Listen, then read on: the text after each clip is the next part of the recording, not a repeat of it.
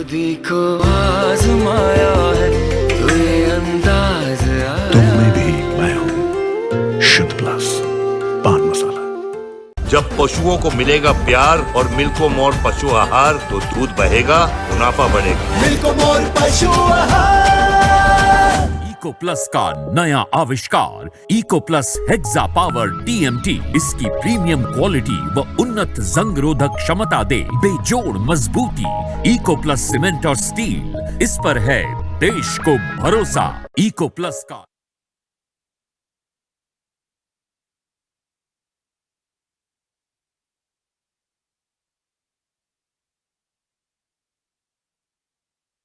सभी राजनीतिक दलों में दूसरे चरण के लिए भागदौड़ देखी जा रही है।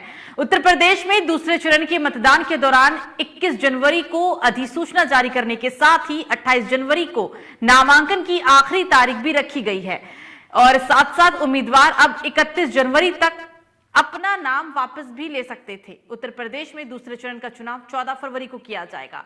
इस दौरान 9 जिलों की 55 विधानसभा सीटों पर मतदान होगा। दूसरे चरण में 14 फरवरी यानी कि सोमवार को वोटिंग होगी और इसमें 55 विधानसभा सीटें हैं जहां पर लोग अपने मताधिकार का प्रयोग करेंगे। पश्चिमी उत्तर प्रदेश का ये इलाका बहुत ही महत्वपूर्ण भी माना जा रहा है क्योंकि अगर पहले चरण में जाट वोट महत्वपूर्ण थे तो इस दूसरे चरण में मुस्लिम वोट निर्णायक माने जा रहे हैं। कुल 9 जिलों में वोटिंग होगी। हर जिले में मुसलमान 40 से 50% तक हैं। कुछ सीटें तो ऐसी भी हैं जहां मुस्लिम मतदाताओं की संख्या 65% तक है। इसलिए ये चरण बहुत ही ज्यादा महत्वपूर्ण माना जा रहा है। दूसरे चरण में सहारनपुर, बिजनौर, मुरादाबाद, संभल, रामपुर, अमरोहा, बदायूं, बरेली और शाहजहांपुर की सीटों पर वोटिंग होगी। पिछली बार की अगर हम बात कर लें तो 2017 की हम बात कर रहे हैं। इन 55 सीटों में से बीजेपी का पलड़ा काफी भारी रहा था। पिछली बार बीजेपी को 55 विधानसभा सीटों में से 38 सीट पर जीत हासिल हुई थी। समाजवादी पार्टी की बात करें तो समाजवादी पार्टी ने 15 सीटों पर जीत हासिल की थी। कांग्रेस को यहां पर 2 सीटें मिली थी जबकि बीएसपी खाता तक नहीं खोल पाई थी। लेकिन इस बार बीजेपी के लिए राहें इतनी आसान नहीं मानी जा रही है क्योंकि ये पूरा इलाका मुस्लिम बहुल माना जाता है।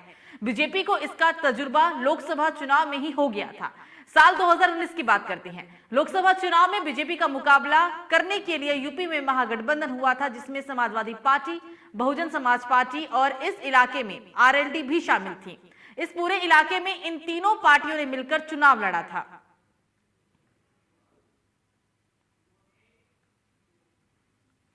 और इस पर ज्यादा जानकारी के साथ हमारे साथ ग्राउंड जीरो से हमारे संवाददाता निखिल जुड़ गए हैं। निखिल, हालांकि लखनऊ के अंदर तीसरे चरण में वोटिंग की जाएगी, चुनाव को लेकर और मतदान को लेकर क्या तैयारी है? जी आपको बता दें तीसरे चरण में मतदान लखनऊ में होना है और कहीं ना कहीं इसकी तैयारियां पूरी कर ली गई है। डीएम अभिषेक प्रकाश लगातार बूथों में जो बनाए गए वहां पे जाके जायजा ले रहे हैं कि किसी प्रकार की वो कमी ना हो। बात करें सुरक्षा की, सुरक्षा को लेकर भी कहीं ना कहीं सीआईएसएफ से लेके कमिश्नरेट पुलिस भी मुस्तैद हो चुकी है। बात करें कि जिन लोगों के नामांकन होने से जिनको चुनाव लड़ना है उनके नामांकन भी हो चुके हैं और शांतिपूर्ण नामांकन कर लिए गए हैं। अब देखने वाली बात ये होगी कि आने वाले तीसरे चरण में चुनाव में मतदाता किस तरह से कितने लोगों किसको वोट करता है। लेकिन बात करें मध्य का वोट काफी अहम माना जा रहा है जहां समाजवादी पार्टी के रविदास मल्होत्रा थे जो दूसरे नंबर पे आए थे और तीसरे नंबर पे कांग्रेस आई थी।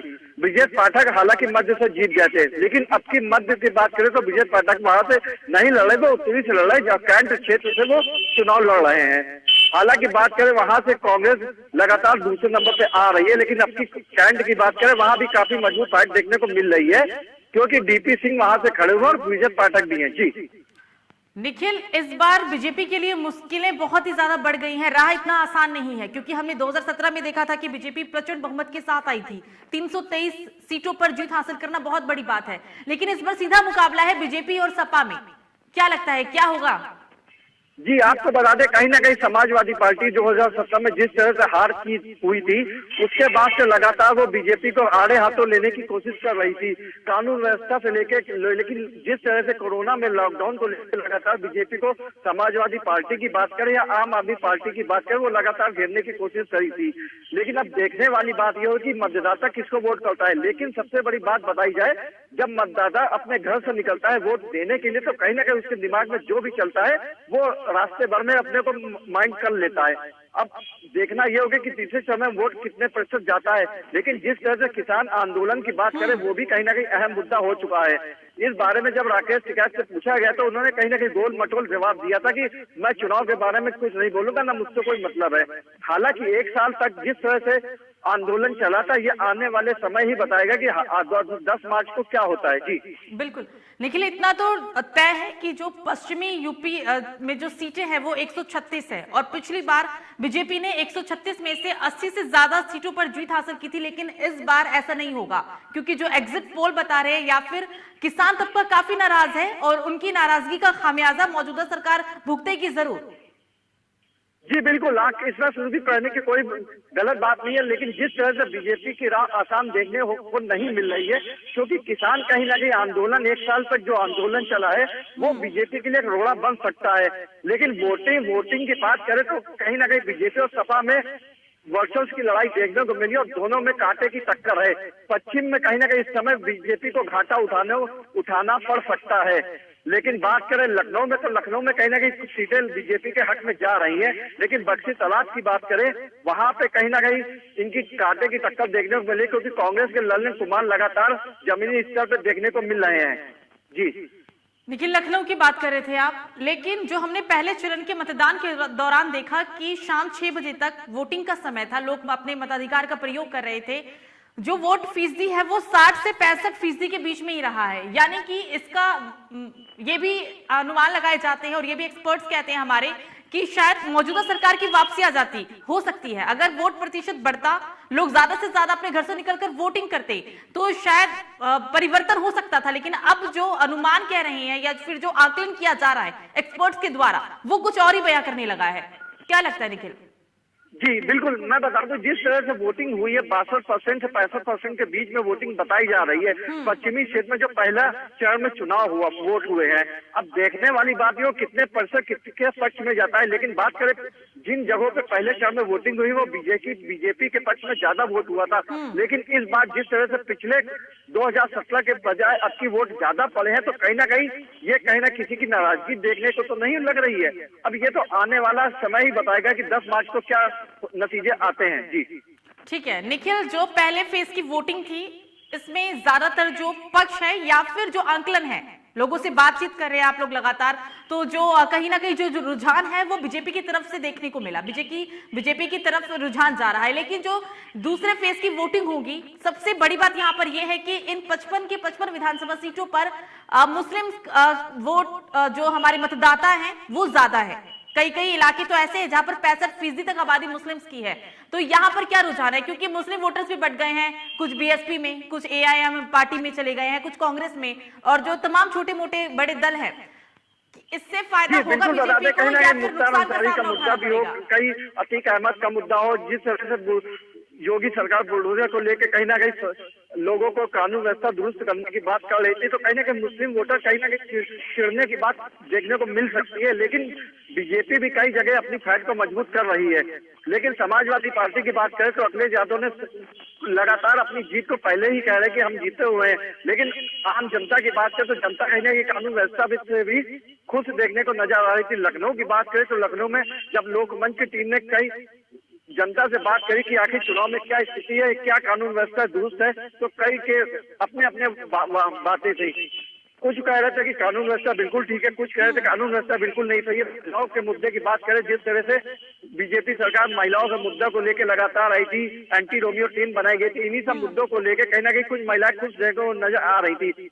लेकिन महंगाई की बात करें, जिस तरह से पेट्रोल के दाम बढ़े हैं, आने वाला समय चुनाव कहीं ना कहीं इस पे कुछ राह बदल सकता है। जी मतलब कानून व्यवस्था को लेकर लोगों में खुशी है, लेकिन जो हर दिन के साथ महंगाई बढ़ी है, बेरोजगारी बढ़ी है, उससे लोगों में नाराजगी है। क्योंकि निखिल, आप लगातार ग्राउंड जीरो से रिपोर्टिंग भी कर रहे हैं, आपने देखा भी, और क्योंकि आप बता भी रहे हैं कि लोगों का क्या मानना है, महिला तबका कितना खुश है मौजूदा सरकार से, परिवर्तन है या फिर एक बार फिर से सत्ता में वापसी होगी बीजेपी की? जी, परिवर्तन की बात करें तो कहीं ना कहीं अभी परिवर्तन की बात सामने देखने को मिल नहीं रही। लेकिन कुछ जनता की बात है, कुछ कहते हैं कि परिवर्तन सरकार का होना चाहिए क्योंकि 5 साल योगी सरकार रही है, और कुछ कहते हैं कि योगी सरकार इज द बेस्ट। अब देखने वाली बात यह है कि 10 मार्च को नतीजे क्या बताते हैं। लेकिन कहीं ना कहीं हाथरस की घटना हो या कानपुर की घटना हो, जनता को कहीं ना कहीं हिला के रख दिया था। अब आने वाला समय ही बताएगा इससे क्या होता है। जी निखिल, पश्चिमी यूपी, पूर्वी यूपी, अवध, बुंदेलखंड, इन चार प्रांतों में यूपी पूरा बटा हुआ है। 119 सीटें भी हैं इसमें विधानसभा की, और 55 सीटों पर भी चुनाव होगा। लेकिन इस बार कांटे की टक्कर है। जो 2017 में हम लहर देख रहे थे कि अच्छे दिन आएंगे, योगी जी आएंगे, मोदी जी आएंगे, एक स्लोगन बहुत ही ज्यादा उस वक्त प्रचलित था। इस बार ऐसा कुछ भी नहीं है। और पिछली बार यह भी कहा जा रहा था कि अगर योगी सरकार बनती है, बीजेपी की सरकार बनेगी यूपी में, तो 15 लाख अकाउंट में ट्रांसफर होंगे। और इसको लेकर भी विपक्ष ने खूब मुद्दा उठाया था और खूब मौजूदा सरकार को खड़ी खोटी भी सुनाई गई थी। जी आपको बता दें, हालांकि जैसे कहा गया था कि 15 लाख सबके खाते में आएंगे, तो कहीं ना कहीं वो भी एक जुमला देखने को मिला था। लेकिन आपको बता दें, चुनाव में कहीं ना कहीं बीजेपी अपने आप को आगे करने की कोशिश कर रही है। हालांकि जिस रैलियों पे चुनाव आयोग ने कोरोना को लेकर बैन कर रखा है, तो इससे कहीं ना कहीं प्रचार होने के भी रोकथाम के आसार हैं, दिख रहे हैं। लेकिन आम जनता जिस रैलियों में भीड़ होती थी, उसको देख के कहीं ना कहीं ये लगता था कि कौन सी पार्टी में कितनी भीड़ है, वो उसका हालांकि उसका वर्कआउट में देखने को मिल रहा है। लेकिन अब इस समय ऐसा कुछ देखने को मिल नहीं रहा। 5 से 15 लोगों को मोहल्लों में जा रहे हैं जो अपना प्रचार कर रहे हैं। इससे कहीं ना कहीं थोड़ा फर्क पड़ता है। लेकिन चुनाव एक अहम मुद्दा ऐसा हो गया है जो 10 मार्च को ही घोषित करेगा कौन किसको वोट कर रहा है। जी राम मंदिर का मुद्दे की बात करें तो राम मंदिर बन रहा है। हालांकि बीजेपी सरकार राम मंदिर को लेकर आगे नहीं आ रही है, क्योंकि उन्होंने ही कहा था राम मंदिर बनेगा और राम मंदिर बना है। जी बिल्कुल बिल्कुल निखिल, हमसे बातचीत करने के लिए बहुत बहुत शुक्रिया। ये थे हमारे साथ निखिल, ग्राउंड जीरो से जुड़े थे, क्योंकि लगातार जनता के बीच जा रहे हैं और बात करने की कोशिश कर रहे हैं कि परिवर्तन होगा या फिर एक बार बीजेपी की सत्ता में वापसी होगी। बहरहाल आपको बता दें कि यूपी में 7 चरणों में विधानसभा चुनाव हो रहे हैं। पहले चरण की वोटिंग 10 फरवरी को हो चुकी है और अगले चरण की वोटिंग 14 फरवरी को होगी। लेकिन इस बार बीजेपी की राह बहुत ही ज्यादा मुश्किलें बढ़ती हुई नजर आ रही है, क्योंकि इन सभी 55 विधानसभा सीटों पर मुस्लिम्स का राज है।